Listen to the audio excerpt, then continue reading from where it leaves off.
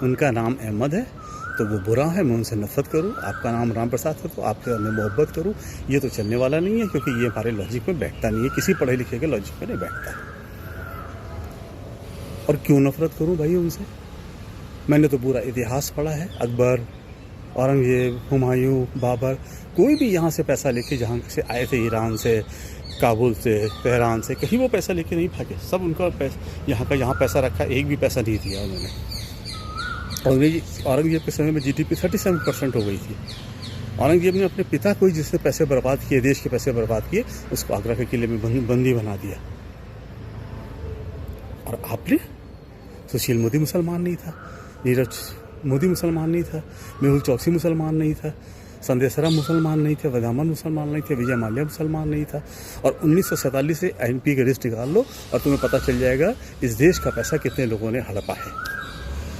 NPA क्या होता है? आपने वो पैसा लोन दिया, वापस नहीं कर पा रहे, वो देश का ही तो पैसा था, देश के तो काम आना था।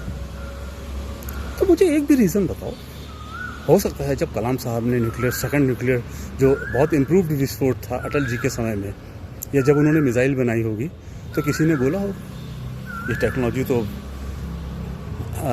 पाकिस्तान को दे दो, तुम्हें पैसे मिल जाएंगे, आ जाना, तुम्हें राष्ट्रपति बना देंगे। उन्होंने तो नहीं किया।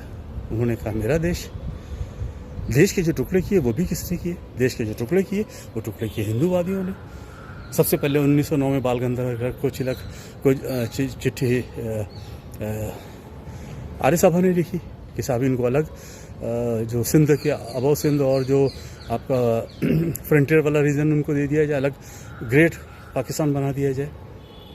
1937 में सावरकर ने बोला कि हाँ, दो राष्ट्र की थ्योरी में पसंद है। 1943 में उन्होंने बोला कि यस, मुझे जिन्ना की डिमांड का कोई प्रॉब्लम नहीं है। तो ये तो आपका कॉन्सेप्ट है ना कि मुझे दो राष्ट्र चाहिए, मुसलमान को तो अलग करो, कैसे भी करो। लेकिन कांग्रेस ने इस बेस पे डिवीज़न होने नहीं दिया। कांग्रेस ने क्या कहा?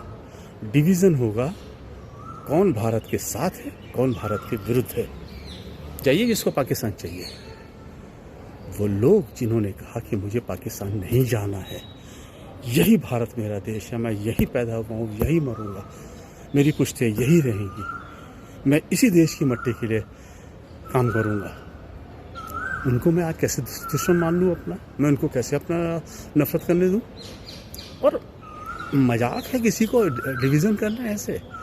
वो आदमी रहता, उस समय चकबंदी कानून नहीं हुआ करता था, एक आदमी की टुकड़े टुकड़े ज़मीन 10 जगह थी, कहाँ लेके जाता वो ज़मीन? जब आपने डिवीज़न का बंटवारा की बात की, आपने उनको एश्योरेंस दिया कि नहीं, आपका ज़मीन हम दूसरी जगह दे देंगे।